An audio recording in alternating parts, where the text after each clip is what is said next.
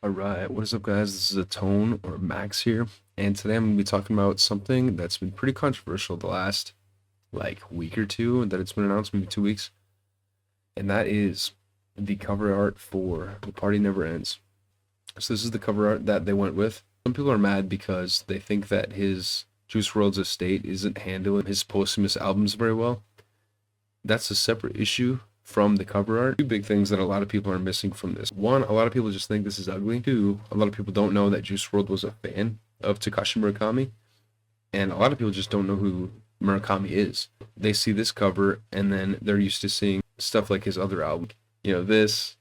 A lot of these you would see from like, if any artist released stuff like this, it would be very palatable, very easy to look at. This comes along and people are like, what the hell? What's going on here? Together, I think are really throwing people off of why this is a really cool thing.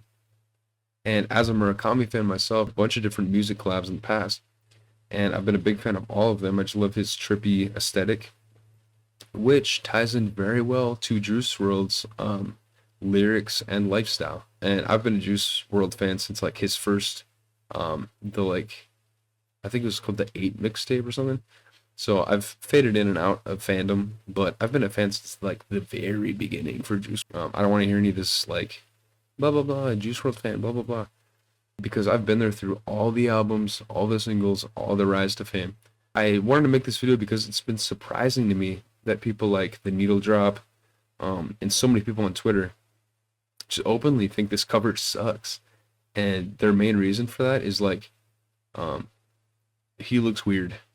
Like, why are his muscles 3D? What is this? Blah blah blah. And they don't even have like good reasoning for it. And I mean, I get it if you don't like it, sure. But knowing that Juice WRLD was a Murakami fan, that should, be like, okay, I'm gonna be quiet because this isn't my album. It's Juice WRLD's album. Start from the very beginning. So this is the original, the first cover art that Murakami did, and that's for Ye's album Graduation. So as you can see, this like iconic style with, his patterns, his colors, the eyes, the Murakami eyes are so amazing, beautiful in my opinion. Super colorful, busy. He has all these little characters going on, really awesome. We move on next to Kids See Ghosts by Murakami. Wild characters, super colorful. A little more abstract with this one. Looks like maybe some watercolor or something. I'm not 100% sure. The style's different. Awesome, right? Move on to the next one here.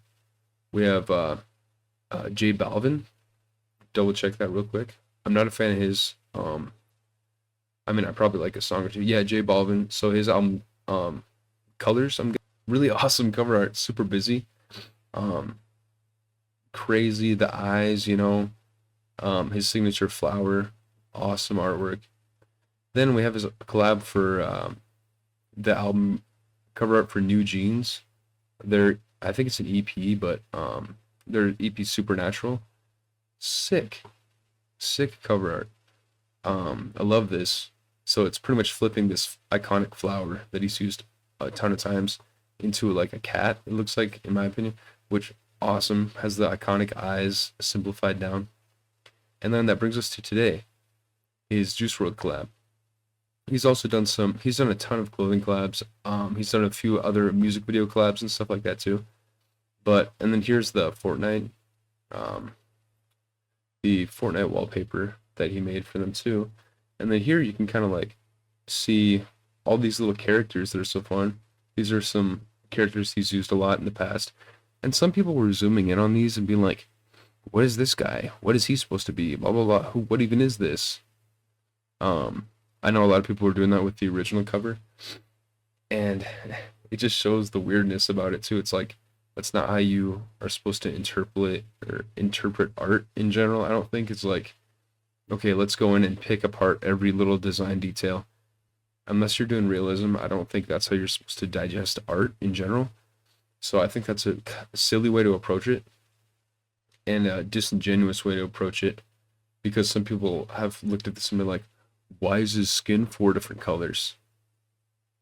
Like, dude, look at the characters around him. Like, um, I'm surprised Juice WRLD didn't look more like one of these guys, you know? I mean, he has the sick eyes and the mouth, but he could have been way more abstract than this.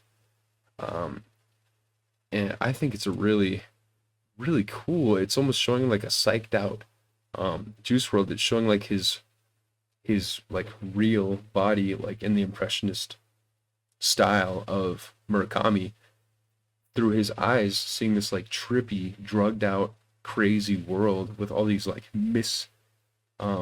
insane looking figures who are morphed. It's like a crazy acid vibe.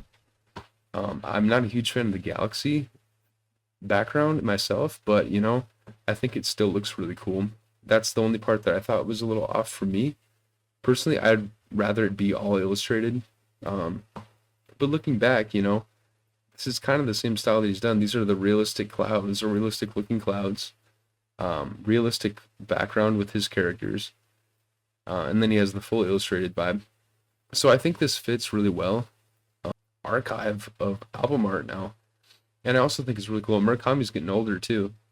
I want to see as many people collab with Murakami as possible. So as a old Juice WRLD fan, semi still new, the last few albums just really haven't hit. The last like album or two really haven't been for me. I think this is really cool. I can't believe all the hate it's getting. It's like, you know, I'm sure, I doubt we saw all the hate that this cover art maybe got back in the day.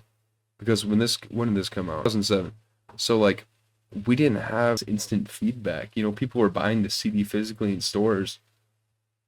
Where now it's like, the second this cover art was even like seemingly to be maybe the one, it was like, I don't know if it was trending, but that's like all I saw all day on Twitter were people hating on this cover art. And then I saw multiple people make videos about it.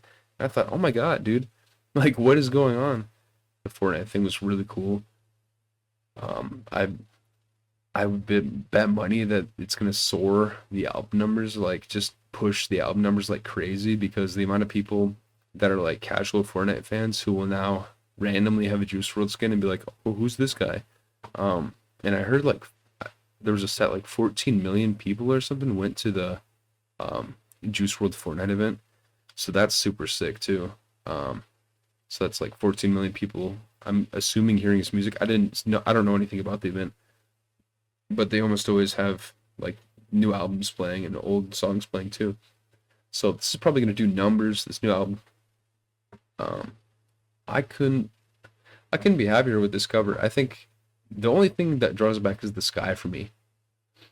But knowing Murakami made this, and knowing that Juice WRLD was a fan of Murakami, what's there to complain? I also made this playlist, so I couldn't find a good resource for all of Murakami's cover arts in one spot. So as far as I know, this is all of his cover art that he's done. He's helped with music videos. He's done a ton of clothing collabs. But as far as I know, these are all of the cover art collabs he's done. So I made a new playlist. I'll link it in the description. But and also like zoomed out, I think it looks pretty cool, you know. So yeah, that's my thoughts about the cover art. I think the hate is weird, and if you don't like it, that's cool. But this is probably what Juice WRLD would have wanted, and Takashi Murakami is the GOAT. So